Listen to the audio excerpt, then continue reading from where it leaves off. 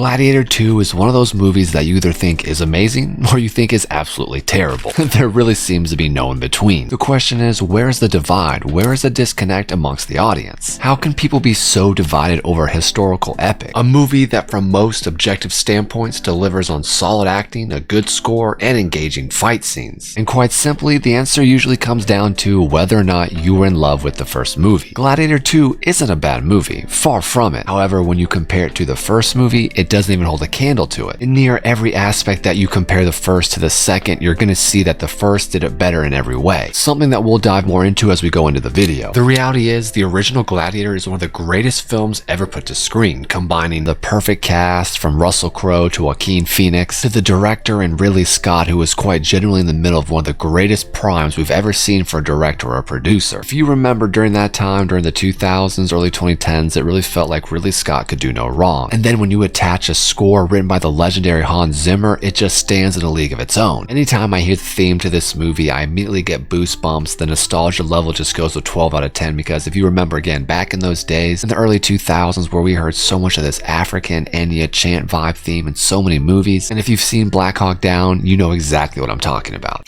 Drink your water. But let's get right into it. Let's address the biggest complaint that I've seen so far in the movie, that this movie does everything the first one does, but worse. And most specifically, taking the same plot points and just redoing them, rehashing them over in the sequel. There's been a lot of commentary about Ridley Scott's age and how it impacted everything from the scripting to the filming to the editing process. And the reality is, as people get older, they really can't do the things they did at a younger age to the same skill, to the same level. The man is 86 years old after all, and it's impractical to think that someone of that age can compete with a version of themselves from 25 years ago. At 86, I'm hoping to be able to walk around still, let alone directing blockbuster movies. But you also have to ask yourself, how many stories set in ancient Rome with gladiators overthrowing the government can you really come up with? And yes, you could argue that they could go in a completely different direction, but at the end of the day, that isn't really what the Gladiator brand is about. Editor's note. Unfortunately, in today's world, everything is about branding. Movies and the brands and franchises that they're made under are using the exact same strategy that content creators are all over social media. Most people recognize when a creator who's got a massive following drops something that's completely different than what they're used to, it's going to catch a lot of people off guard and they're going to lose a lot of followers, a lot of support. Unfortunately, that's just the way things work these days, and movies have adopted that same exact structure and mindset. And I'm not saying I support it, it's just the way things are. The corporatization of art really has been a massive issue from really the last probably 30-40 years, but it's gotten really bad the last 10 years, and this is a great example of it. People just aren't taking the risks they used to. But that's another video for another time. Almost every one of my channel's viewers is not subscribed to the channel. Do me a huge favor and hit that subscription button. We're trying to get monetized. My dog and I. The bad guys are going to be the emperors. The main character is going to have to lose his family. He's going to form a bond with another fighter. At some point, to create tension, their plans, they have to be foiled. And of course, we have to have a tragic death in the arena. Granted, there really is some truth to the fact that Gladiator 2 could have maybe put in a little bit more effort in changing things up,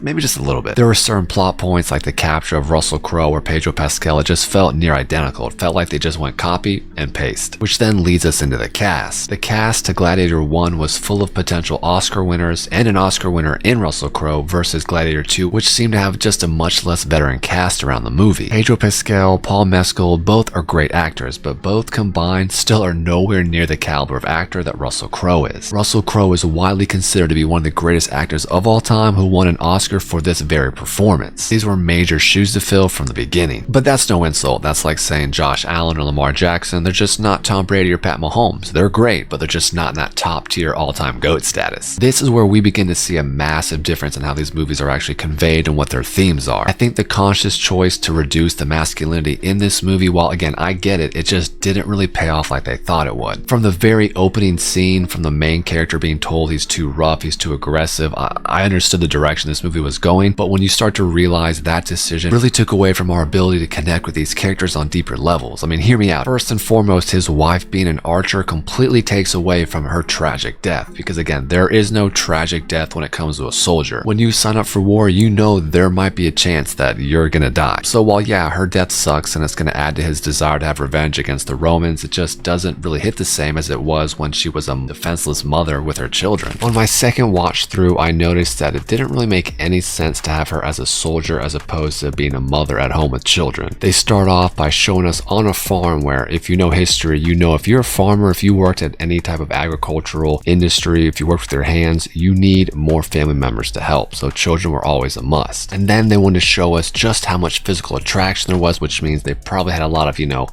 boinking going on, which also means they probably had no access to contraception, considered it hadn't been invented yet, which means they'd probably have a ton of babies running around. I know it's overthinking it, but that's why it's an editor's note. All right, back to the video. So right off the bat, our ability to even be pulled into the movie to have an emotional draw is already minimized. This isn't about defending masculinity or attacking feminism. This is strictly about how this movie went about displaying their themes. I understand the idea of wanting to present a strong woman who can fight in battle, but at the same time, you have to think about who is your audience to begin with. Then of course you have the comparison of Denzel Washington and Joaquin Phoenix. This might be one of the most difficult comparisons because they both did a great job. It's just that one was appropriate for the movie they were in. Everyone pretty much agrees that Joaquin Phoenix in the first one is a masterpiece. The way he presents his just sick, sadistic side, the way he treats his sister, the way he treats his nephew, what he does with his father. There are very few other villains that we hate as much as this character. It's despicable. He really is the perfect antagonist to Russell Crowe because Russell Crowe is this positive light of good, this strong leader, and then Joaquin Phoenix is this such a horrible character that it makes your skin crawl because you're just in such disgust whenever he's on the screen. Denzel, on the other hand, again, does a great job, but I'm just not sure if it fits the part. I genuinely feel like he'd be a great character in Red Dead Redemption, but maybe not this movie. I could even see him taking Leonardo DiCaprio's role in Django Unchained, but then that really wouldn't make the movie make sense, but you get what I'm saying. And then of course the end of the movie, I can't help but feel the way it all played out really took away from Denzel's character. It kind of made him feel a little bit less intelligent than he really was. I mean, you really concocted up a plan that boiled down to 1v1ing potentially the greatest gladiator of all time in his prime while you're 30 years out of your prime. Why? Then we have the twin emperors themselves, and Geta and Caracalla, and they really do a great job of translating very despicable characters to the screen. The way they talk, their complexion, their disconnect with society, their obsession with blood and violence, they do an amazing job of making you hate them. But again, just like with Pedro, with Denzel, with Paul, they're just not as good as the original. And this brings us all the way back to the father narrative, to the fact that we got to see Joaquin Phoenix murder his own father with his own hands. And the person he kills isn't just some random father or the person who was the emperor before. We get to see how beloved and amazing this emperor was before he meets his untimely demise by the hands of his son. This is where we could have gotten either better writing or better editing to give us a little bit more depth into the background of these two emperors. Think about the background story we got on Joaquin Phoenix's character when he tried to seduce his sister, when he tried to hold his nephew hostage. Again, it's very hard to compare the second movie to the first when the first movie had so much more room for these characters to breathe and develop. Like many modern day movies, it feels like Gladiator 2 tried to put in too many subplots, too many new characters, because if you hadn't noticed, it seems like for every one character that was in Gladiator 1, there was two characters in Gladiator 2. These are things we can all relate to. Family, mothers, fathers, children. When we see Joaquin drop to his knees saying he's not good enough for his father, we've all felt like we weren't good enough for our parents. I mean, maybe not to the point where we collapse to our knees and cry and then murder them, but we can relate to an extent of not living up to what we feel people have expected of us. But when it comes to the twin emperors, we can't really relate or empathize with people who are just angry, sadistic, people who just want to hurt and torture other people. There's just nothing beyond that. It's all surface level. And I'm hoping it's a good thing that none of us really relate to that. Serious, drink your water.